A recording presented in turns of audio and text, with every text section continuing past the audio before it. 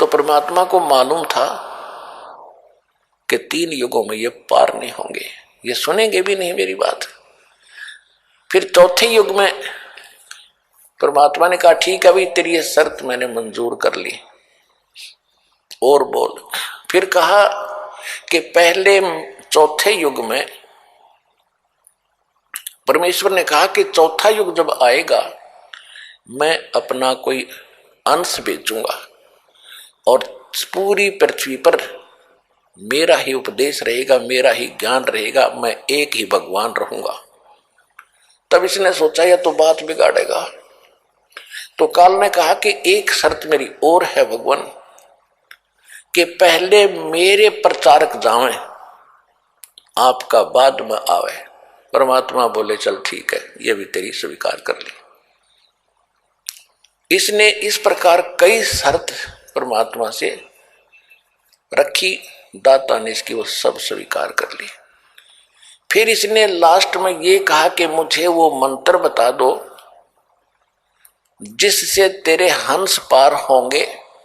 हाँ, फिर उसने ये दूसरा ये रखा था, तीसरी शर्त ये रखी थी कि आप जोर जबरदस्ती ना करना भगवान,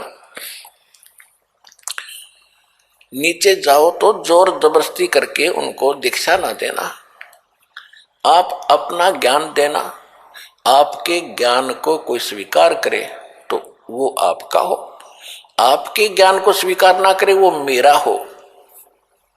ये तो मालिक को पता था कि जब तक इनको ज्ञान ही नहीं होगा तो ये मेरे कैसे हो सकते हैं। परमात्मा बोले भाई ठीक है। फिर इसने शर्त रखी जी, एक शर्त और है, क्या कि पहले मेरे प्रचारक जाएंगे, आपका फिर बाद में आवे कलयुग में। परमात्मा ने बोल सुना भाई ठीक है। परमात्मा ने कह दिया कि ठीक है, ये तथास्तु, हम बाद में चले जाएंगे। जब इसने देख लिया, क्योंकि जीव है ये भी, और जीव की बुद्धि जीव सत्र की होती है, और कबीर परमात्मा है, सर्वशक्तिमान है, सर्वज्ञ है।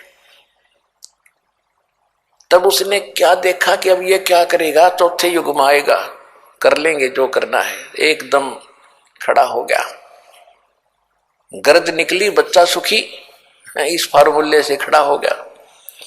तो तब कहा कि जाओ जोग जीत संसारा, जीव न माने कहा तुम्हारा। फिर कहते 12 पंथ करूं मैं साचा, और नाम तुम्हारा ले करूं अवाचा।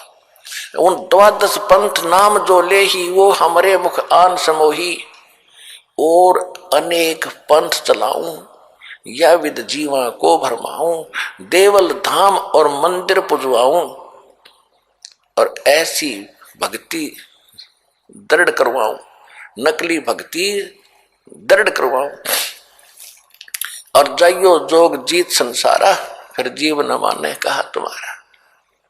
जीव तुम्हारा कहा न माने, हमरी ओढ़ हो बाद बखाने।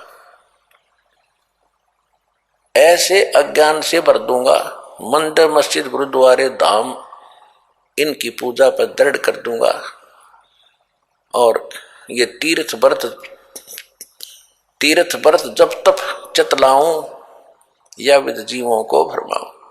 तीर्थों पर, व्रत के ऊपर, धाम मंदिर, देवल कहते मंदिर को, इनमें दृढ़ कर दूंगा इनकी बुद्धि को, और तेरी कोई नहीं सुनेंगे। जब तुम्हारा पीछे अंश जाएगा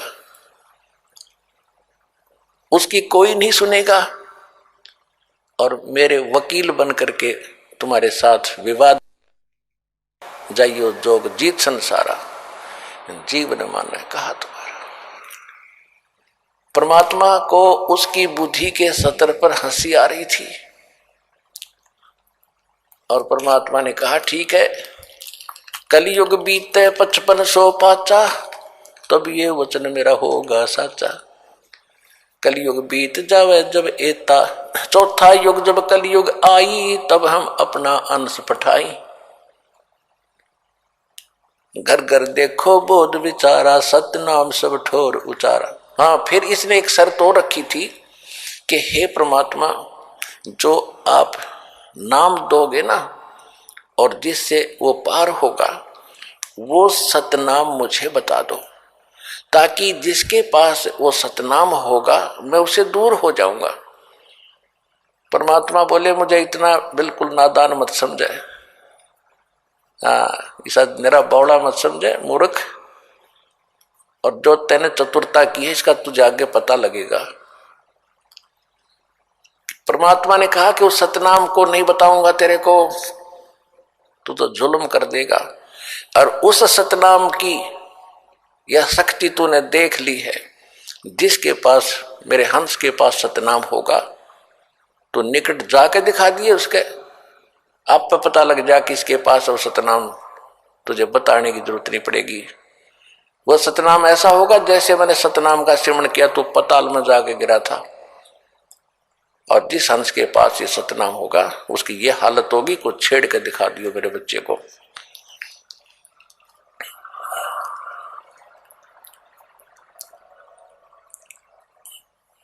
तो क्या कहा कि चौथा युग जब कलयुग आई तब हम अपना अंश पठाई, घर घर देखो बोध विचारा, सतलोक सतनाम सब ठोर उचारा।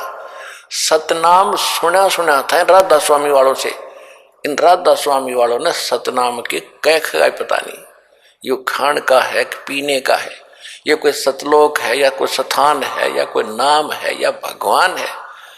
ऐसे बच्चों जैसी व्याख्यान की सुनकर पढ़कर देखो इनके महापुरुषों की पुस्तकें, वो संत मत प्रकाश भाग 1, 2, 3, 4 निरडंगे पर रखे इन्होंने।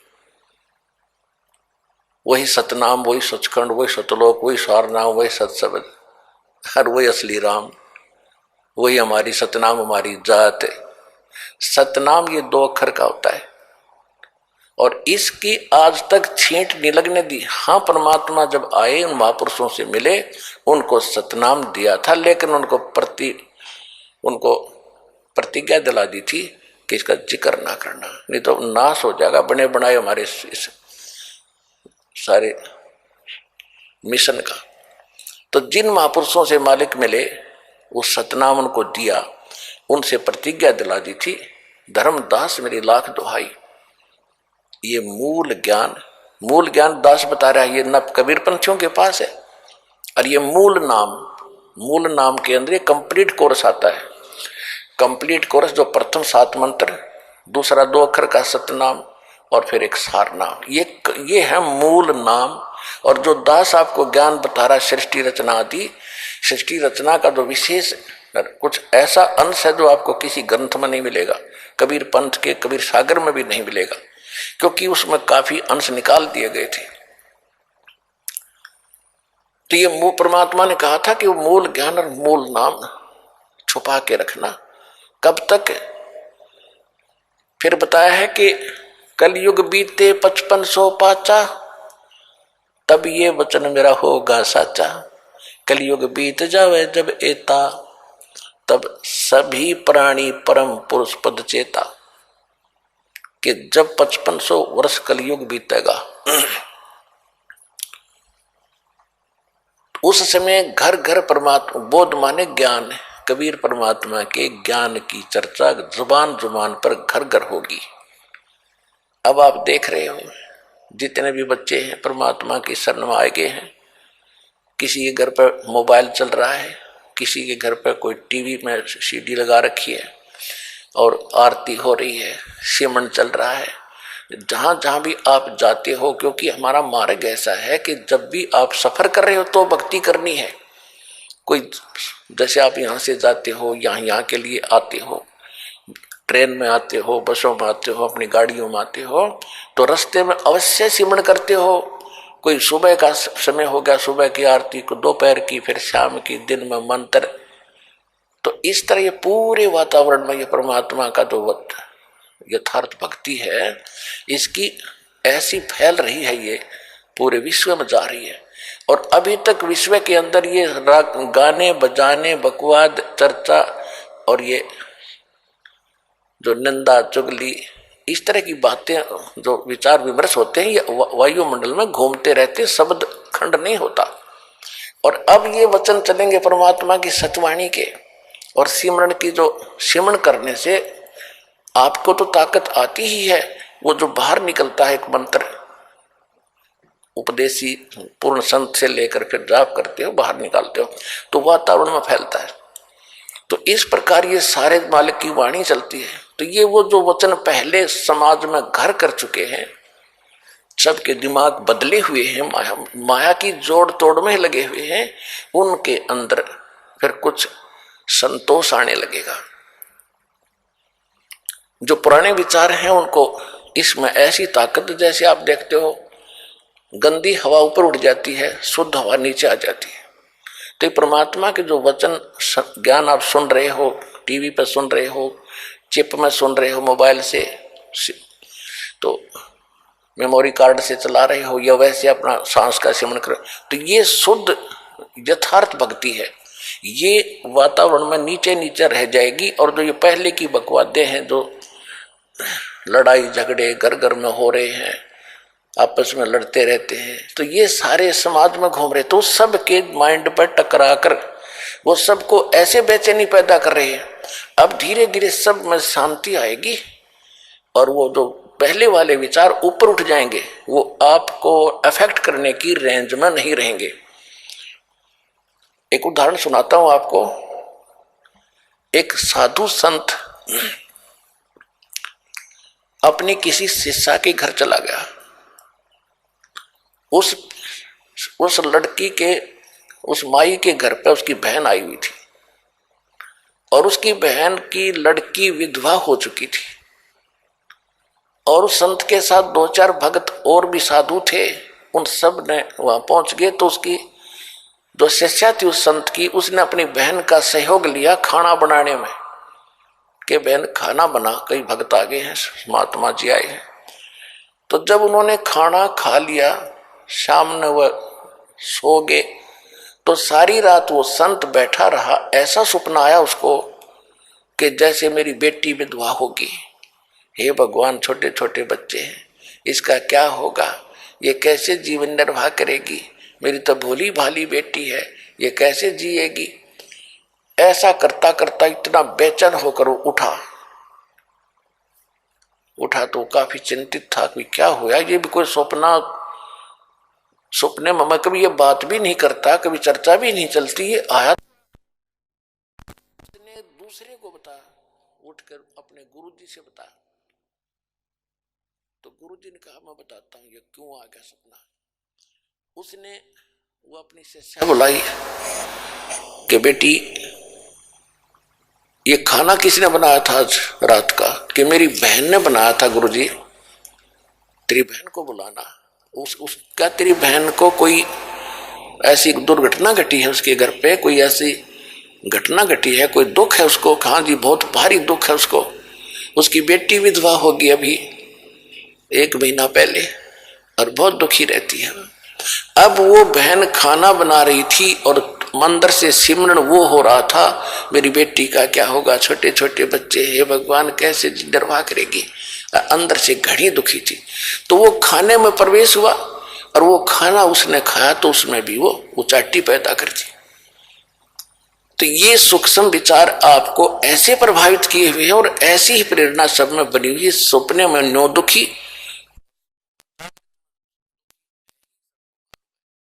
कोई जीव सुखी नहीं। तो परमात्मा की ये जो वाणी अब चल रही है ये बहुत प्रचुर मात्रा में होगी और ये फिर क्या करेगा, पूरा वातावरण ऐसे चेंज होगा। ये ऊपर चले जाएंगे जो दूसरे वचन हैं जो आज तक सुनते रहे, लेकिन अब उनकी संख्या ज्यादा है, उनकी क्वांटिटी ज्यादा है, हमारी थोड़ी है, तो फिर भी ये ज्यादा प्रभावशाली रहेगा। इनको धीरे धीरे, तो हमारे एक गांव में 10 घर 20 परिवार हैं, बाकी सैकड़ों 200-300 दूसरे चर्चा वाले। तो धीरे धीरे ये प्रचार उन पे भी असर करेगा, अड़ोस पड़ोस में भी, फिर उनकी भी कभी भावना बदलेगी। क्योंकि परमात्मा के बच्चे तो सभी हैं, चाहे कोई आज हिंदू है, मुसलमान है, सिख या ईसाई है, कोई अमेरिका में है, कोई अफ्रीका में है, भारत या पाकिस्तान, बलोचिस्तान, कहीं पर भी पैदा बच्चे उसके सभी के। और उसने सभी बच्चे उतने ही प्रिय होते हैं जैसे बाप को माँ को अपने छोटे से लेकर बड़े तक, चाहे 20 बालक हो, एक जैसे प्यारे होते हैं। वो आपस में बेशक लड़ते रहे, लेकिन माँ बाप के हृदय में उनकी जगह ज्यों की त्यों होती है। तो इसी प्रकार आज जब हिंदू मुस्लिम सिख ईसाई बनकर आपस में बेशक हम लड़ रहे हैं, लेकिन परम पिता ने हमें उतने ही प्रिय है और वो चाहते हैं कि इनका ये झगड़ा मिटे, चैन से रहे। तो उसके लिए ये शुरुआत दाता ने कर रखी है।